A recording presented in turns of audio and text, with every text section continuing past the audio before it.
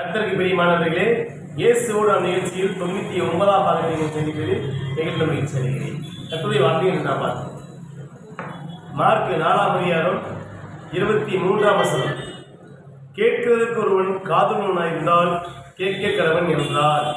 இன்னைக்கு மிக அருமையான வார்த்தையை உங்களை பார்த்து கொடுத்துருக்கிறாரு.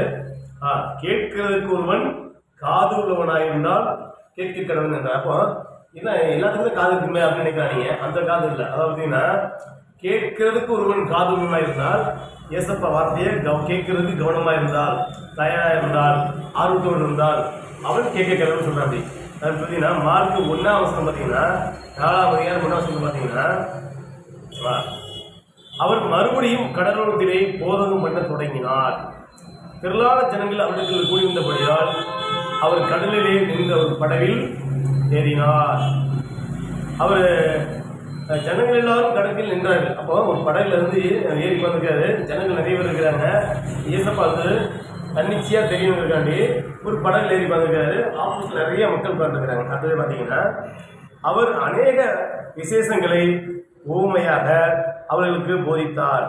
போதிக்கிற பொழுது அவர்களுக்கு சொன்னார். ஏன்னா ஏசப்பா வந்து நிறைய போதனை சொல்றாரு.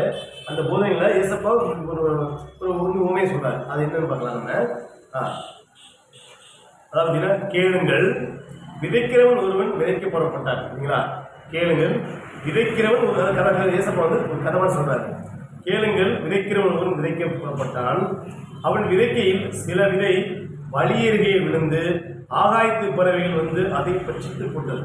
அதாவது ஒரு விவசாயி வந்து விதைக்க போறான்னு வச்சுக்கோங்களேன், எந்த இடத்துல விதைக்கணும். ஆனால் ஒருத்தன் போறான் பார்த்தீங்கன்னா, பாருங்க, அவன் விதைக்கையில் சில விதை வழியருகே விழுந்தது, ஆகாயத்து பறவைகள் வந்து அதை பற்றித்து போட்டது. அடுத்தது பார்த்தீங்கன்னா, சில விதை அதிக மண்ணில்லாத கற்பாறை நிலத்தில் விழுந்தது, அதற்கு ஆழமான மண்ணில் இருந்தனாலே சீக்கிரத்தில் முளைத்தது. அதாவது பார்த்தீங்கன்னா, சில விதைனா அதிக உங்களுக்கு மண்ணில்லாத கற்பாறை, அதாவது கற்பாறை மண் பார்த்தீங்கன்னா அதிக மண்ணில் கீழே பார்த்தீங்கன்னா உங்களுக்கு பாறை இருக்குது.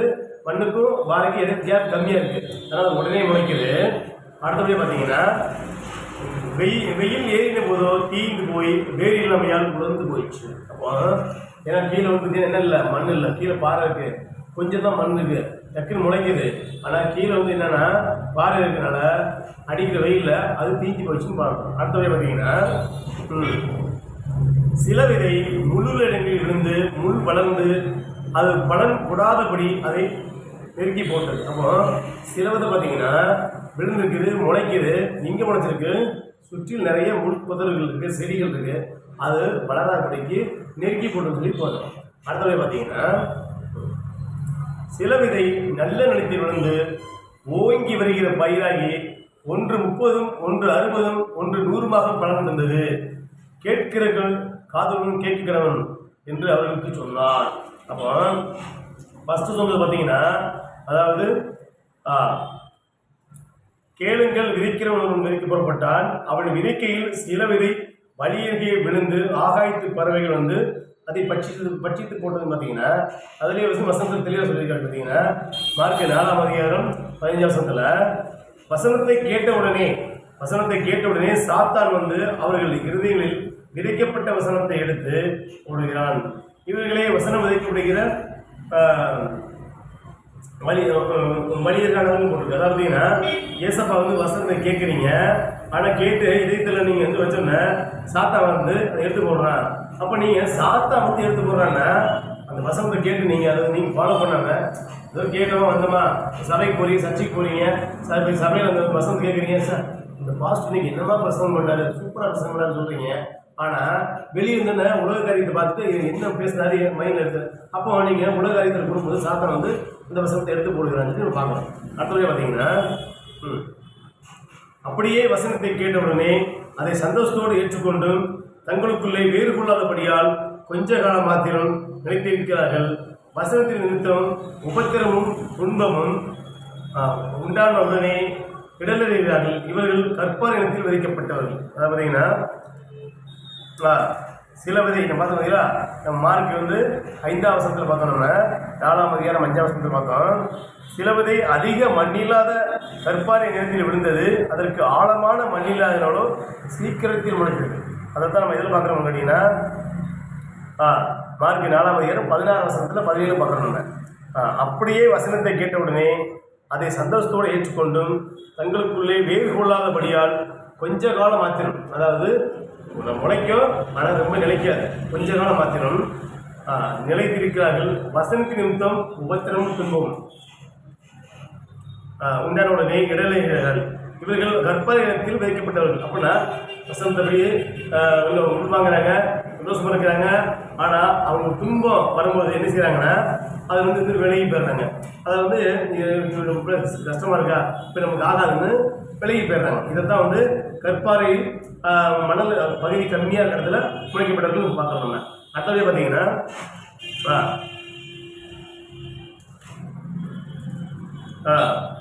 வெயில் ஏறின போதோ தீந்து போய் வெயில் இல்லாமல் உலர்ந்து போயிடுச்சு. சில விதை முள்ளுள்ள இடங்களில் விழுந்தது, முள் வளர்ந்து அதில் படம் கூடாதபடி அதை நெருக்கி போட்டதுன்னு பார்க்கணும். அது எந்த பார்த்தீங்கன்னா வசனத்தை கேட்டும் உலக கவலைகள் ஐஸ்வர்யத்தின் மயக்கமும் மற்றவர்களை பற்றி உண்டாகிற இச்சைகளும் உட்பிரவேசித்து வசனத்தை நெருக்கி போட அதனால் பலனற்று போகிறார்கள். பார்த்தீங்களா?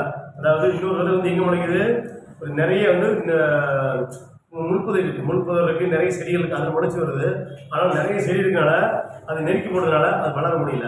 அதனால தான் நம்ம வந்து மார்க் 4ஆம் அதிகாரம் 18ஆம் வசனத்தை பார்க்குறோம். நம்ம வசனத்தை கேட்டும் உலக கவலைகள், வசனத்தை கேட்குறோம், கர்த்தர் வந்து நம்ம வந்து நல்லா ஐஸ்வர்யம் தருவார், ஆசீர்வாதம் தருவார், நல்ல சந்தோஷம் தருவார்னு நினைக்கிறோம். ஆனாலும் நம்ம வந்து சுற்றி சூழ்நிலையை பார்க்குறோம். என்னடா நம்ம சுற்றி வந்து இப்படித்தின ஒரு போராட்டம் இருக்குது, என்ன பண்ணுறது, நம்ம வாழ்க்கையை ஜெயிக்க முடியுமா அப்படின்னு நமக்கு ஒரு பயம் வந்துடுது. அப்போ சுற்றி சூழ்நிலை பார்க்குறோம். அப்போ ஒரு மனிதன் வந்து வாழ்க்கையில் வந்து ஆவிக்குரிய வாழ்க்கை வளரும்போது சுற்றி பார்க்குறேன், என்ன நடக்குது, ஏது நடக்குது அப்படின்னு சுற்றி பார்க்குறவங்க. அப்போ நம்ம எப்படி வளரணும், எங்கே நிற்கணும், எங்கே இறங்கணும் அப்படின்னு தெரிய மாட்டேங்குது.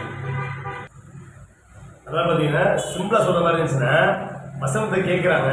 அதாவது நிறைய வந்து போடுறோம், நம்ம வசனங்கள் நிறைய போடுறோம். ஆனால் சுற்றி வந்து நிறைய மூச்சடிகளுக்கு நிறைய பிரச்சனைகள் இருக்குது.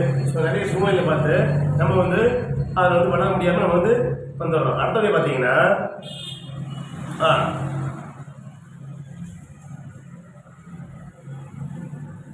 சிலவரை நல்ல நிலத்தில் விழுந்து ஓங்கி வளர்கிற பயிராகி ஒன்றுக்கு 30, ஒன்று 60, ஒன்று 100 பலன் கொடுத்தது அப்படின்னு நம்ம பார்க்குறோம். அதுக்கு பார்த்தீங்கன்னா மார்க் 4ஆம் அதிகாரம் 20ஆம் வசனத்தை பார்த்தோம்னா வசனத்தை கேட்டு ஏற்றுக்கொண்டு ஒன்றுக்கு 30, ஒன்றுக்கு 60, ஒன்றுக்கு 100 பலன் கொடுக்கிறார்கள். இவர்கள் நல்ல நிலத்தில் விதைக்கப்பட்டவர்கள் என்றார். அப்போ நீங்கள் ஒரு 4 இது பார்க்கணும். நம்ம அதாவது பார்த்தீங்கன்னா ஃபஸ்ட்டு பலன் பார்த்தீங்கன்னா நம்ம வந்து ஏசப்பன் சொல்கிறாரு, நம்ம வந்து ரோட்டில் போகிறாங்க விதைக்கிறது, அது ஆகாயத்து பறவைகள் வச்சுட்டு போட்டு பார்க்குறோம். அடுத்தபடியாக பார்த்தீங்கன்னா நமக்கு வந்து சில விதைகள் கற்பாறையில் மேலே மண் கம்மியாக இருக்குது, அது போல முளைக்குது. கற்பாறையில் கீழே வேர் ஊன்ற முடியாமல் தீஞ்சு காஞ்சி போயிடுது.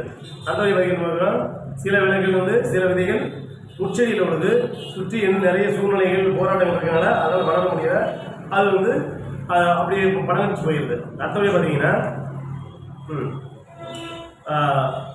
சில பார்த்தீங்கன்னா வசனத்தை கேட்டு நிறைய பேர் முடியாது போயிடுறாங்க.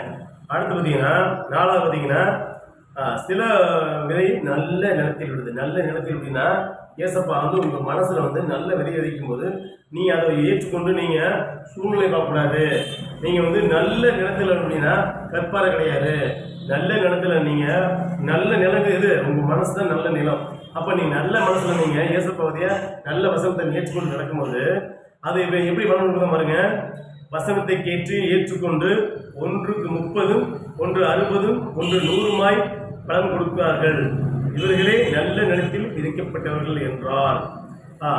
இன்னும் அவர் அவர்களை நோக்கி விளக்கை தண்டின் மேல் வைக்கிறது என்று மரக்காலின் கீழாகிலும் கட்டிலின் மேலாகிலும் கட்டிலின் கீழாகிலும் வைக்கிறதுக்கு கொண்டு வருவார்களா அப்படின்னு கேள்வி வைக்கிறார். அதாவது பார்த்தீங்கன்னா ஒரு விளக்கு இருக்குது, இப்போ யாராவது வந்து விளக்கு வந்து வெளிச்சம் வைக்கணும் அப்படின்னா கட்டில் கடியில் யாரும் வைப்பாங்களா, வைக்க மாட்டாங்க. அப்போ நம்ம திட்டு மாதிரி உயரம் வைப்போம், அதை வச்சு அதில் வந்து சூப்பராக பிரைட்டாக தெரியும், அதே சமயத்தில் வந்து பாதுகாப்பாக இருக்கும். கட்டில் கடியில் கொண்டு வைக்க அப்படின்னா வெளிச்சம் வராது, அது சேஃப்டி இல்லை. அப்போ அதனால தான் ஏசப்பா ஒரு ஊமையை சொல்கிறாரு.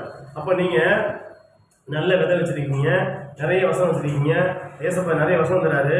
அதை நீங்கள் எப்படி நீங்கள் வந்து விதையை வந்து ரோட்டில் போட்டு போவீங்களா, ஆகாயத்தை போய் வச்சு போவோம், ஒரு முள்செடியில் போடுவீங்களா, ஒரு கற்பறையில் போடுவீங்களா? நீங்கள் என்ன செய்வீங்க? நல்ல ஒரு விவசாயி விதையை நல்ல நிலத்தில் போடுற மாதிரி ஏசப்பா இப்போ தேவ பிள்ளைகள் நீங்கள் ஏசப்பா வசனத்தை நீங்கள் நல்ல நிலத்தில் போடணும். நீங்கள் நல்ல நிலத்தில் உங்கள் சுத்த இறுதியில் போடணும். அடுத்தது பார்த்தீங்கன்னா வெளியிறங்கமாய் அந்தரங்களும் இல்லை, வெளிக்கு வராத மறைபொருளும் இல்லை. அடுத்து பார்த்தீங்கன்னா மார்க் 4:23 கேட்கிறதுக்கு ஒருவன் காதலன் என்றால் கேட்க கடவன் என்றார். அப்போ நம்ம இத்தனை கேள்விப்பட்டிருக்கோம், இத்தனை பேசியிருக்கோம்.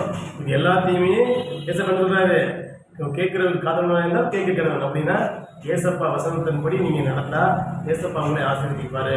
ஏன்னா நீங்கள் வந்து சபைக்கு அவங்க போகிறாங்க, இவங்க போகிறாங்க, அவங்க நல்லா இருக்காங்க, இவங்க நல்லா இருக்காங்க, மற்ற குறை சொல்லி அவங்க குறை சொல்லாமல் நம்ம என்ன பண்ணுறோம் அப்படிதான் யோசிங்க. ஏன்னா நீங்கள் பிறர் பார்க்காதீங்க, உங்கள் முகத்தை பாருங்க. ஏசப்பா வந்து உங்களை பார்க்குறதுக்கு நீங்கள் என்ன பண்ணணும்? நீங்கள் முதல் தாழ்மை பண்ணணும். நீங்கள் அதான் பார்த்தீங்கன்னா நீங்கள் நல்ல வந்து உங்கள் இருதயத்தை நீங்கள் உழணும். நீங்கள் உழவு அப்படி நீங்கள் விவசாயம் எப்படி அவங்களுக்கு நிலத்தை வந்து ஏற்பூட்டி விழுகுறாங்களுக்கு அது என்ன இருக்குது?